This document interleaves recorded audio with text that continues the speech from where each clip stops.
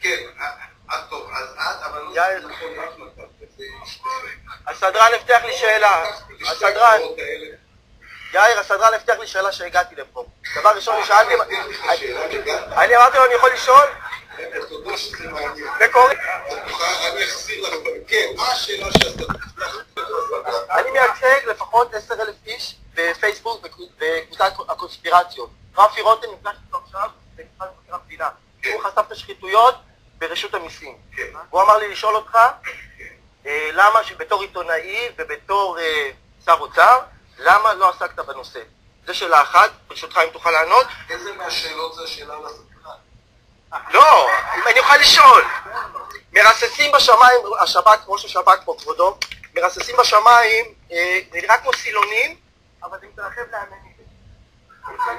תשחקו, הרבה ימים שאתם קמים בבוקר, חושבים שזה עננים, זה ריסוסים עם מטוסים, ויש לנו צילומים. בארץ, בעולם, עשינו הפגנה, עדיין מדענית באיכות הסביבה לא אומרת מה זה, וגם צה"ל עדיין לא אומר מה זה. מצאתי ממצאים בשטרות ישראל, ממצאים ביטחוניים, שלא תאמין, מפיגועים עד אלילים. ב100 שקל רואים מפה של ישראל, ורואים שם, אני רוצה להראות לכבודו את הממצאים. שלחתי את זה בפייסבוק לכבודו, אמרה לי לשלוח את זה למפלגה, שלחתי, לא קיבלת זה. אני אעצר אותך כאן. מה זה הסמל עם הידיים שאתם עושים? מה לגבי החוות סודיות? הבונים החופשיים, נתניהו חבר בבונים החופשיים, הוא נשמע שבוע. זה אתם צריכים לדעת את זה. תודה. אני כבר אסבור.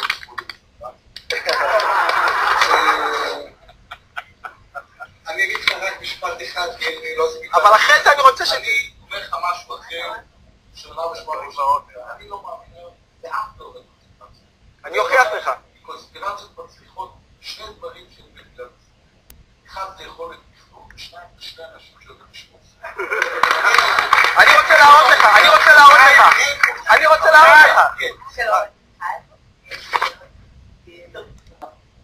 בסוף היום עושים בתחבורה ציבורית רק אנשים שלא יכולים להרשות את עצמם במכוניות. בכל העולם זה לא המצב. אמריקאי גם כמו שיר כמה רוב. כן, את היית אחרונה. את מעבירה אליו? כמו שאת עושים פעם. כן. לא לחברים, מביאים לך. יאיר, על רשות המסים לא ענית, על השחיתות. זה מיליארדים, זה לא מיליונים, מיליארדים. הטייקונים למשפחות הפשע. המיליארדים האלה יכולים לבוא לעם. מיליארדים, מאות מיליארדים. למה אתה לא עונה על זה?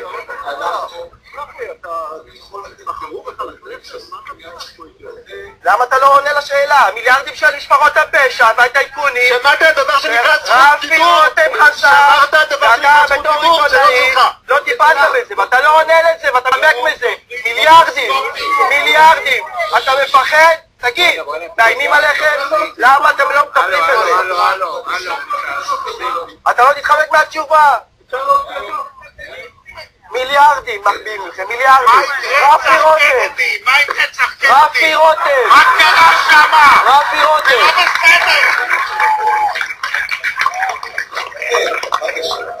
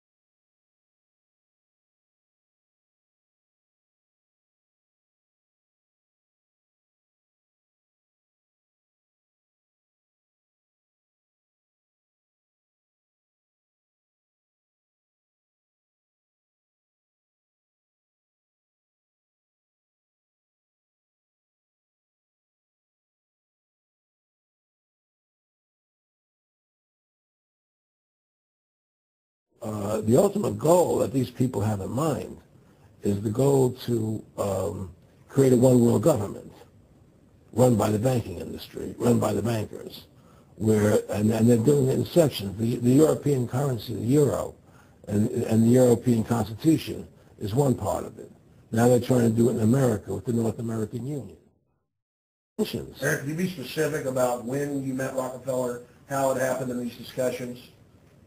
I met Rockefeller through a female attorney I knew who called me up one day and said, one of the Rockefellers would like to meet you. I made a video called Mad as Hell, and he'd seen the video and wanted to meet me and knew I was running for governor of Nevada.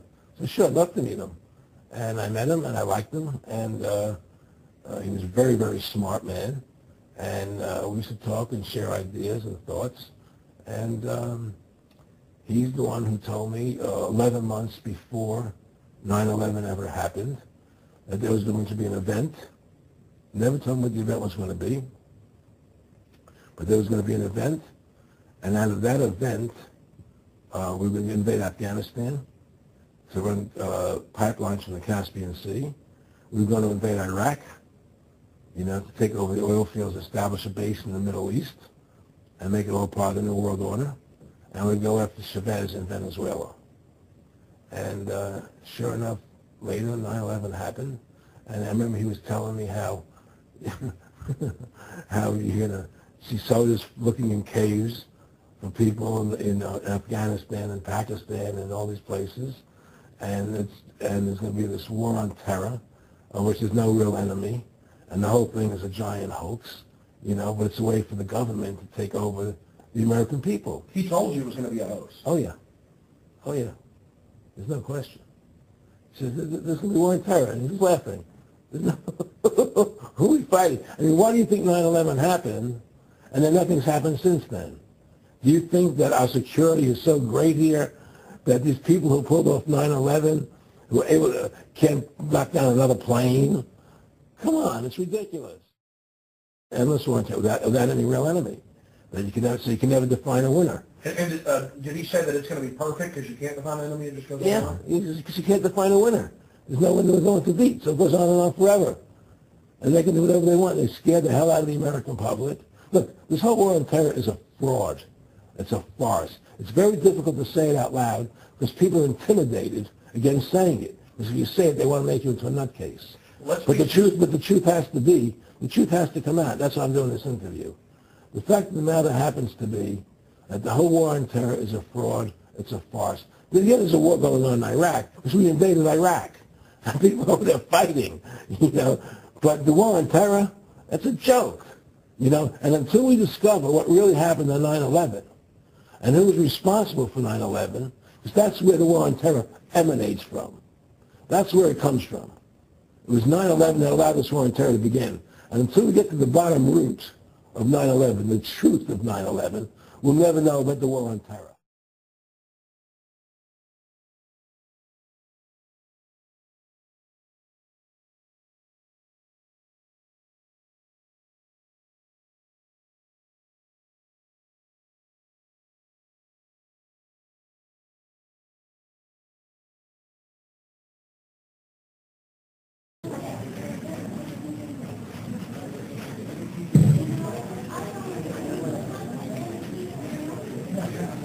All right, first I'd really like to thank everybody coming out.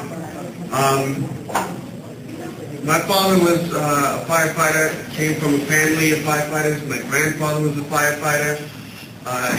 His father was a firefighter, so it basically runs in my family. My brother's actually going to be a firefighter.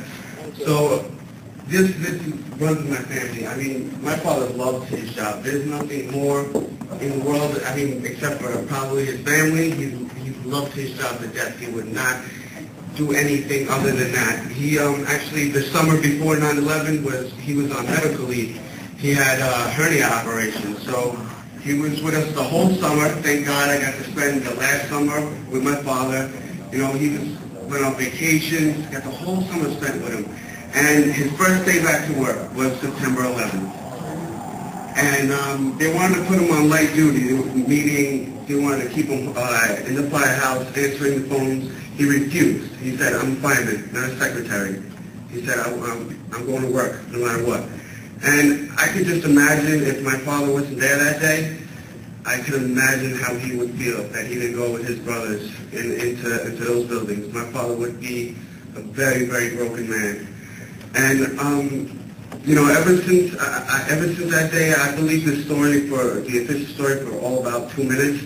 And I always had my questions, you know, my family had their questions, and the government sent us the 9/11 commission, or I should say omissions, really. But they sent us that, and I read the whole thing, and as I'm reading the whole thing, it was just incredible that the lies in this book. It's like, I don't even remember how many pages, it's like 1,000 pages, something like that. But it's short or long, whatever, but it hurt me to read this book. And then I researched it on the internet, and I noticed the little squids coming out of the building as they're coming down, because I've seen it a million times as everybody else did. And I'm like, gee, what's that? I'm wondering what's going on. So a friend of mine actually gave me a loose change, and I seen that, and I was amazed. I was so amazed when I seen it. I seriously broke down. I didn't sleep that night. I was just insanely distraught about it. And so I joined this group, the 9/11 Truth, and then I went to the Truth Rally in Cooper, Great Hall, Cooper Union, September 10th. I've been down to the Trade Center every year with my family. This year I was with my other family, and it felt better than anything I've ever felt before. I mean, the truth, to actually be out there and know that I'm fighting for something that's right and something that's American, because that is the American way. My father was a true patriot. My father hung up the flag every day and took it down every night. My father was a true patriot, and I will follow in his footsteps. And I tried so hard. I'm going to try to the death of me to get him justice. Not only him, the 3,000 others that died too. When I go down to the Trade Center, I don't start crying until I actually see other families mourning for their family members. The people that went in there just for a 9-to-5 job, just worked there every day, doing whatever, their office jobs. And when I see that just upsets me more, because my father knew what he was doing. And on another note, actually, the fire department, they took us down about maybe 2 months, 3 months after it happened, and they let us listen to the recordings of their radio contact.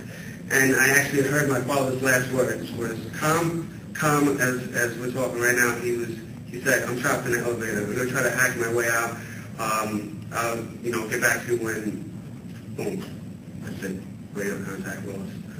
And, when I heard that, that made me so sick to my stomach.